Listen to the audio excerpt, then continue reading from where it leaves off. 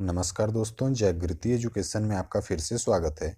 आज हम लोगों का इडियम्स एंड फ्रेजेस का पार्ट नंबर 31 है। अगर आप लोगों को और पार्ट्स देखने हैं तो आप हमारे चैनल की प्लेलिस्ट को चेक कर सकते हैं। अगर लेक्चर पसंद आए तो इसको लाइक और शेयर जरूर करिएगा।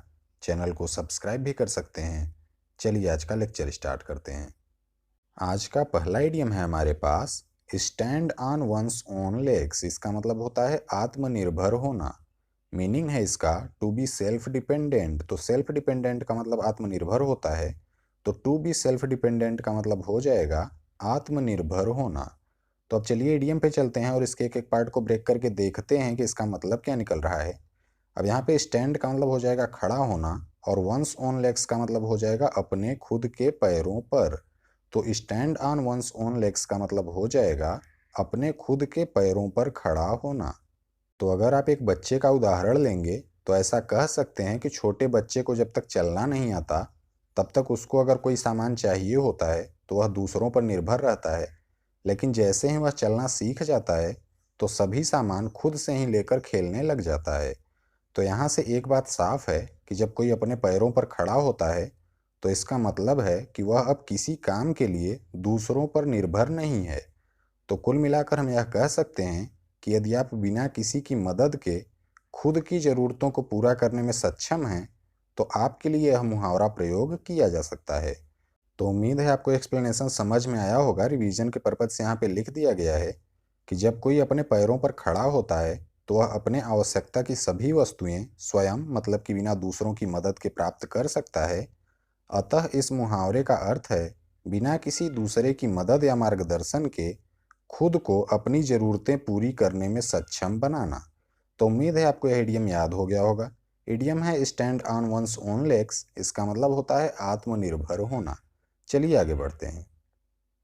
अगला इडियम है हमारे पास स्टैंड और स्टिक टू वंस गन्स। तो इसका मतलब होता है अटल रहना। मीनिंग है इसका to be strict and determined. तो स्ट्रिक्ट का मतलब सख्त या कठोर हो जाएगा, और डिटरमिन्ड का मतलब होता है स्थिर होना। तो to be strict and determined का मतलब हो जाएगा सख्त या स्थिर होना। तो अब चलिए इडियम पे चलते हैं। स्टैंड का मतलब खड़ा रहना होता है, स्टिक का मतलब हो जाएगा अटक जाना, और वंस गन्स का मतलब हो जाएगा खुद की बंदूक पर। तो स्टैंड और स्टिक टू वंस गन्स का मतलब हो जाएगा खुद की बंदूक पर खड़ा रहना या अटक जाना। तो यह मुहावरा जो है वह 18वीं शताब्दी में उन सैनिकों के लिए प्रयोग होता था जो पानी में चलने वाली सैन्य जहाज़ों की सुरक्षा करने में लगे होते थे। तो उनके लिए एक सख्त नियम था जिसका पालन सभी सैनिकों को करना ही पड़ता था। तो नियम कुछ ऐसा था कि यदि युद्ध हो रहा है और दुश्मन ने आपके जहाज पर कब्जा भी कर लिया है, फिर भी आपको अपनी जगह और बंदूकों को छोड़कर भागना नहीं है और वहीं पर डट कर दुश्मनों का मुकाबला करना है। मतलब कि कोई ऐसा नियम या सिद्धांत जिसका पालन करना अनिवार्य हो, चाहे आप उससे सहमत हों या न हों। तो ऐसी स्थिति में यह मुहावरा प्रयोग हो सकता है। तो उम्मीद है आपको एक्सप्लेनेशन समझ में आया होगा। रिवीजन के पर्पज से लिख दिया गया है कि यह मुहावरा 18वीं सदी में सैन्य जहाज़ों में सैनिकों के लिए प्रयोग हुआ था जिनको यह आदेश था कि दुश्मन द्वारा जहाज पर कब्जा होने पर भी आपको मुकाबला करना है और भागना नहीं है। अतः इसका अर्थ किसी भी परिस्थिति में सिद्धांतों से न हटना होगा। तो उम्मीद है आपको यह इडियम याद हो गया होगा। इडियम है स्टैंड और स्टिक टू वंस गन्स। इसका मतलब होता है अटल रहना। चलिए आगे बढ़ते हैं। अगला इडियम है हमारे पास stand somebody in good stead. इसका मतलब होता है लाभदायक सिद्ध होना। मीनिंग है इसका to be of great use and benefit to someone. तो ग्रेट यूज का मतलब हो जाएगा बहुत काम का होना, और बेनिफिट टू समवन का मतलब हो जाएगा किसी के लिए लाभदायक होना। तो to be of great use and benefit to someone का मतलब हो जाएगा किसी के लिए लाभदायक और बहुत काम का होना। तो अब चलिए इडियम पे चलते हैं। स्टैंड का मतलब हो जाएगा खड़ा रहना, समबडी का मतलब कोई व्यक्ति हो जाएगा, और इन गुड स्टेट का मतलब होता है अच्छी स्थिति में। तो stand somebody in good state का मतलब हो जाएगा किसी को अच्छी स्थिति में खड़ा करना। तो जब आप अच्छे से पढ़ाई करते हैं तो उसी के सहारे कहीं पर आपकी जॉब भी लग जाती है, और भविष्य में चलकर आप एक अच्छी स्थिति में पहुंच जाते हैं। तो आपको एक नादान बालक से एक अच्छी स्थिति तक पहुंचाने में शिक्षा का बहुत बड़ा योगदान होता है। तो कोई भी ऐसी चीज़ जो कि आपके लिए लाभदायक हो उसके लिए यह मुहावरा प्रयोग हो सकता है। तो उम्मीद है आपको एक्सप्लेनेशन समझ में आया होगा। रिवीजन के पर्पज से लिख दिया गया है कि इस मुहावरे की उत्पत्ति अज्ञात है, परंतु शिक्षा जो आपको नौकरी दिलाने तथा एक अच्छी स्थिति तक पहुंचाने में मदद करता है, उसके लिए यह मुहावरा प्रयोग हो सकता है। अतः मुहावरे का अर्थ है ऐसी चीज जिसका प्रयोग आपके लिए लाभदायक सिद्ध हो। तो उम्मीद है आपको यह इडियम याद हो गया होगा। इडियम है stand somebody in good stead. इसका मतलब होता है लाभदायक सिद्ध होना। चलिए आगे बढ़ते हैं। अगला इडियम है हमारे पास स्टील अ मार्च। इसका मतलब होता है चुपके से लाभ प्राप्त कर लेना। मीनिंग है इसका to obtain an advantage by secret means. तो टू ऑब्टेन का मतलब हो जाएगा प्राप्त करना, एडवांटेज का मतलब लाभ होता है, बाय सीक्रेट मीन्स का मतलब हो जाएगा गुप्त तरीके से। तो to obtain an advantage by secret means का मतलब हो जाएगा गुप्त तरीके से लाभ प्राप्त करना। तो अब चलिए इडियम पे चलते हैं। स्टील का मतलब हो जाएगा चुरा लेना और मार्च का मतलब जुलूस होता है। तो स्टील और मार्च का मतलब हो जाएगा एक जुलूस चुरा लेना। तो सबसे पहले तो आप यह समझ लो कि मार्च होता क्या है। तो जब कुछ व्यक्तियों का कोई समूह जो है वह एक साथ आगे बढ़ता है तो उसी को मार्च बोला जाता है। आपने कई बार सुना भी होगा कि सरकार के कार्यों का विरोध करने के लिए लोग मार्च निकालते हैं, जिसको कि जुलूस निकालना भी बोला जाता है। तो यह मुहावरा जो है वह मध्यकालीन युग में होने वाली जंगों से संबंधित है। तो उस समय मार्च निकालने का काम केवल सैनिकों का होता था और आमतौर पर जो सैनिक होते थे वे दिन में ही अपना सफर तय किया करते थे। लेकिन कई बार ऐसा भी होता था कि सैनिक रात में भी सफर करके तय समय से पहले ही दुश्मनों के ठिकाने पर पहुंच जाते थे और उन पर हमला कर देते थे। तो यहाँ पर हम लोग कह सकते हैं कि सैनिक जो होते थे वे चुपके से रात का लाभ उठाते थे और समय से पहले सफर तय करके दुश्मनों को आश्चर्य में डाल देते थे। तो उम्मीद है आपको यह एक्सप्लेनेशन समझ में आया होगा। रिवीजन के पर्पज से लिखा गया है कि यह मुहावरा मध्य युग के जंग से संबंधित है, जहां मार्च का अर्थ सैनिकों द्वारा दिन में तय की गई दूरी था। लेकिन जब सैनिक रात में भी मार्च करते थे तो वे समय से पहले पहुंचकर दुश्मनों को आश्चर्य में डाल देते थे, अर्थात सैनिक चुपके से रात का लाभ उठाते थे। तो उम्मीद है आपको इडियम याद हो गया होगा। इडियम है स्टील अ मार्च। इसका मतलब होता है चुपके से लाभ प्राप्त कर लेना। चलिए आगे बढ़ते हैं। अगला इडियम है हमारे पास स्टेप इनटू अनदर्स शूज। इसका मतलब होता है किसी दूसरे की जगह लेना। मीनिंग है इसका to take over a job और responsibility of some other person.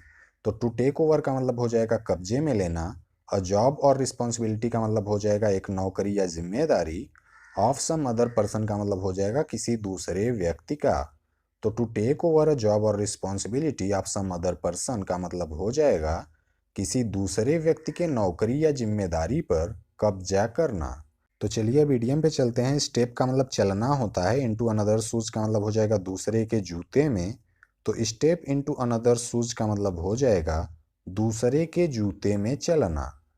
तो इस मुहावरे का मूल रूप जो है वह walk a mile in someone else's shoes है, जिसका मतलब यह है कि किसी के बारे में बुरा भला कहने या उसकी आलोचना करने से पहले आप एक बार उसकी जगह पर रहकर देखेंगे, तब आपको उनकी मजबूरी या तकलीफ का एहसास होगा।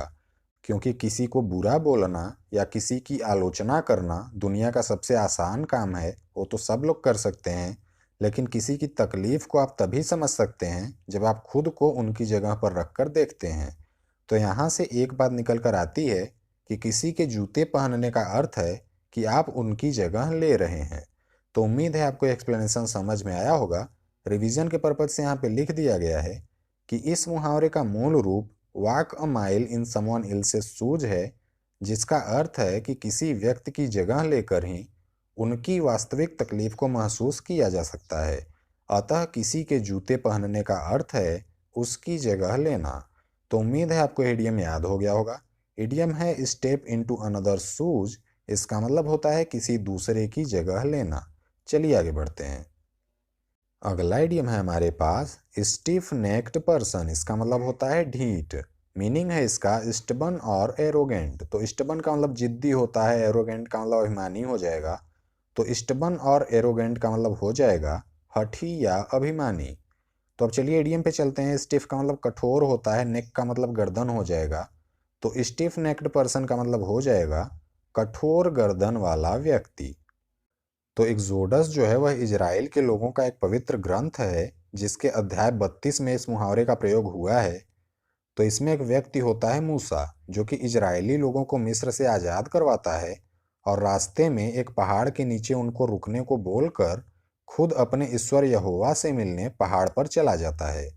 फिर जब काफ़ी देर तक वह नहीं लौटता है तो लोग जो होते हैं वे अपने गहनों से एक बछड़े जैसे आकार की मूर्ति बनाते हैं और उसके सामने बलि देना शुरू कर देते हैं, जिससे कि मूसा के जो देवता थे वे क्रोधित हो जाते हैं और उन लोगों को कठोर गर्दन वाला मतलब कि जिद्दी और सनकी बोलते हैं और उनको नष्ट करने की बात भी करते हैं।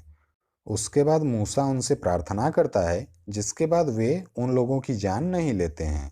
अब मुझे जितना समझ आया उस हिसाब से मैंने आपको बता दिया, लेकिन अगर कोई इस ग्रंथ को फॉलो करता हो और इसकी कहानी बताने में मुझसे कुछ गलती हो गई हो तो उसके लिए मैं पहले ही माफ़ी मांगता हूँ, क्योंकि ये कहानियाँ मैं आपको सिर्फ समझाने के लिए बताता हूँ और किसी भी धर्म या जाति के बारे में अपनी खुद की राय देने का मेरा कोई उद्देश्य नहीं है। अब अगर आपको यह मुहावरा बहुत ही आसानी से याद करना हो तो सब कुछ भूल जाइए और यहाँ पर चित्र को देखिए जिसमें कि एक जानवर है जिसको कि एक व्यक्ति आगे खींचने का प्रयास कर रहा है, लेकिन वह जानवर अपनी ही जिद पर अड़ा है कि उसको आगे नहीं जाना है और रस्सी खींचने की वजह से उसकी गर्दन भी टेढ़ी हो गई है। लेकिन वह भी जिद्दी है और उसने सोच लिया कि उसको आगे नहीं जाना है, मतलब नहीं जाना है। तो कुल मिलाकर किसी जिद्दी या हठी व्यक्ति के लिए यह मुहावरा प्रयोग हो सकता है। तो उम्मीद है आपको एक्सप्लेनेशन समझ में आया होगा। रिवीजन के पर्पज से लिख दिया गया है कि यह मुहावरा एक्सोडस के अध्याय 32 में प्रयोग हुआ है, जिसमें मूसा के नेतृत्व में मिस्र से आए इजरायली लोगों ने एक बछड़े के सामने बलि दी, जिससे उनके ईश्वर यहोवा क्रोधित हुए और उन्होंने लोगों को जिद्दी और हठी कहा तथा उन्हें समाप्त करने की बात भी की। तो उम्मीद है आपको इडियम याद हो गया होगा। इडियम है स्टिफ नेक्ड पर्सन, इसका मतलब होता है ढीठ। चलिए आगे बढ़ते हैं।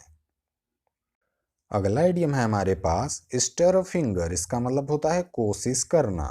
मीनिंग है इसका मेकिंग एफर्ट। तो एफर्ट का मतलब प्रयास होता है, तो मेकिंग एफर्ट का मतलब हो जाएगा प्रयास करना। तो अब चलिए इडियम पे चलते हैं। स्टर का मतलब हो जाएगा हिलाना और फिंगर का मतलब उंगली होता है, तो स्टर अ फिंगर का मतलब हो जाएगा उंगली हिलाना। तो आपने फिल्मों में देखा होगा कि जब किसी का अपहरण किया जाता है तो उसको एक कुर्सी से बांध दिया जाता है जिसमें कि उसके हाथ पैर और मुंह भी बंधे होते हैं। तो वह व्यक्ति अपनी उंगलियों के प्रयोग से हाथ की रस्सी को खोलने का प्रयास करता है, लेकिन बहुत कठिन परिश्रम करने के बाद भी वह रस्सी को खोलने में सफल नहीं हो पाता है।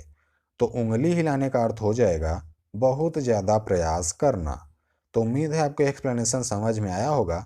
रिवीजन के पर्पज से लिख दिया गया है कि इस मुहावरे की कहानी अनुमानित रूप से एक ऐसे व्यक्ति के लिए है जिसके हाथ बंधे होते हैं और वह अपनी उंगली के प्रयोग से बहुत कोशिश के बाद भी रस्सी नहीं खोल पाता है।